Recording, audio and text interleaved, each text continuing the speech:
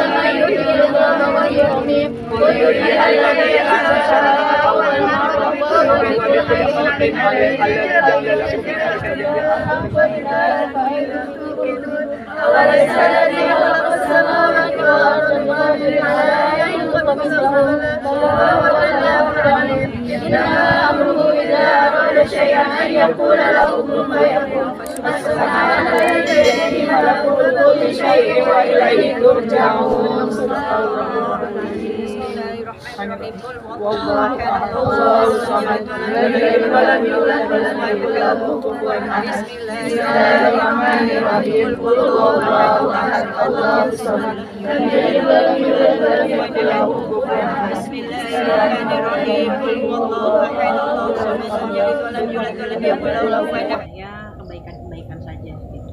Kalau keburukan kan nggak perlu diingat lagi. Jadi itu yang membuat sedih lah pasti ya, karena ingat juga beberapa kali kalau saya lagi sedih gitu terus suka datang gitu di mimpi gitu. Kayak pas kemarin saya sakit itu beliau sempat datang juga di mimpi. Ingat kalau beliau bilang jangan nangis mulu itu sambil bercanda gitu. Terus minta maaf kalau beliaunya maafin meninggalin tuh dalam keadaan seperti ini mungkin gitu. Jadi seperti ininya maksudnya anak-anak masih kecil waktu itu ya. Jadi itu aja sih, ya ingat, selalu ingat kebaikannya. Nggak mungkin asbab beliau saya nggak mungkin bisa dakwah keliling gitu. Tapi ini sekarang dia kan jadi pegang sebuah majelis yang akhirnya berkembang kayak gitu, dan membawa nama besar beliau juga. Seperti apa sih? Ya alhamdulillah, majelis ini kan dari 2007 ya didirikan sama beliau gitu. Terus awalnya namanya kan Taklim UJ gitu ya. Terus pas sebelum meninggal beliau bilang ganti deh namanya, jangan Taklim UJ lagi. Lah kenapa gitu? Ntar UJ-nya nggak ada lagi, udah ganti aja. Akhirnya ganti, beliau yang ngasih nama Fatimah Az-Zahra itu. Jadi sampai sekarang dipakai namanya Fatimah Az-Zahra. Dan di sini menjadi sebuah PR dan ini artinya Umi yang harus kendali ini untuk.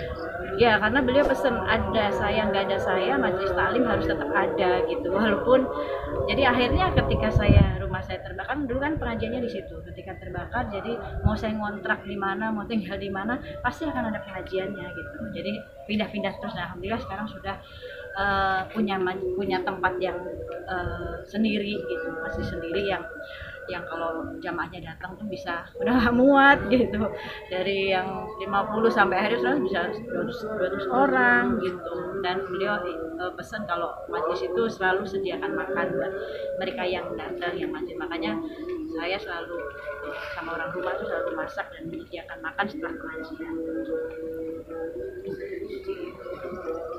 Tapi Ramadan tahun ini anak-anak yang nomor 3 aja berarti kan. Kalau Abi kan memang 1 bulan dia lagi syuting di Semarang sama 1 bulan film baru gitu. Tapi kemarin bilang kalau dapat izin pulang sebelum Ramadan dia akan pulang dulu 1 hari gitu. Kalau yang Bilal kan ditarik nggak mungkin dia pulang karena emang harus 3 tahun dulu di sana gitu. Dan anaknya menikmati alhamdulillah gitu ya. Terus ya paling Adiba kalau misalkan pas memang Egy-nya lagi nggak tanding ya bisa Ramadan di malam Ramadan tuh bisa di rumah ramai-ramai. Bisa dibilang kesedihan ini juga karena anak-anak jauh, terus yang nomor bungsu juga jauh gitu. Ketika akhirnya anak satu udah punya mantu gitu, di satu di rumah cuman kakak dia doang gitu. Itu juga yang berasa banget tuanya ya. Berasa banget ya, ternyata ya Allah kalau punya anak banyak tuh enak ya. Makanya itulah kan kenapa dulu nenek saya anaknya 14. Jadi rame gitu ya. Dulu Uje pengen banget punya anak 7 tapi takdirnya cuma 4. Jadi ya berasa ketika anak sudah dengan tugasnya masing-masing tuh jadi berasa banget ya. Yang bungsu saya banyak anak-anak nih, anaknya banyak banget. Anak-anaknya banyak banget, jadi kadang suka tiba-tiba datang hibur gitu, itu seneng banget. Kan yang si kecil kan jauh nih, si Bontot, iya. Bontot lagi jauh. Terus gimana bulan Ramadan ini sendiri mengobati rasa kangen biasanya kan, karena kan dia ikut sekolah di sana. Ya, kita sering video callan sih hampir tiap malam, karena kan saya ada grup, saya bikin grup sama anak-anak, jadi isinya cuma anak-anak aja. Setiap hari pasti keep kontak gitu, kabar, kirim-kirim foto gitu. Kayak Bilal kemarin lagi main biliar, saya kaget, ditarik ada biliar, iya ada baru gitu, biar santrinya nggak ada yang bosen. Jadi dia main bola, main biliar gitu kan, terus dia post dan baca komennya anak-anak AB gitu, saya sampai senyum-senyum sendiri gitu, lucu-lucu. Jadi itu ngobatin kangen lah, berarti dia tuh happy di sana gitu.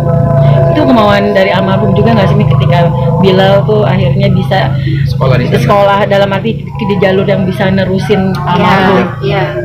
Sebenarnya kan bukan hanya Bilal aja, almarhum itu amanahnya anak lulus SD semua harus masuk pondok, dan alhamdulillah amanahnya saya jalankan gitu. Anak-anak ketika lulus SD mereka saya masukin ke pondok semua, walaupun mungkin harus menguras keringat gitu ya untuk membiayainya gitu, tapi alhamdulillah itu amanahnya itu sudah terlaksana gitu.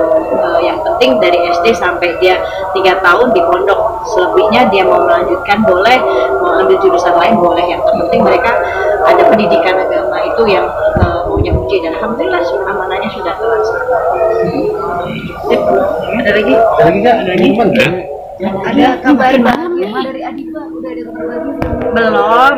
Nah, kalau ada juga pasti dikabarin, karena saya bukan ibu yang tiap hari nanya, Kak udah isi belum, Kak udah isi belum. Kasian lah nanti anaknya terbebani, biarin aja, biarin mereka enjoy menikmatinya dulu gitu. Kan pasti kalau Allah mau kasih juga bisa dikasih kan gitu. Tapi udah ada rencana mengikuti puasa hari pertama gitu ya, untuk berbareng? Ya, memang saya ada rencana sama keluarga besar almarhum juga, keluarga besar DJ, kayak apa sih namanya, munggahan ya.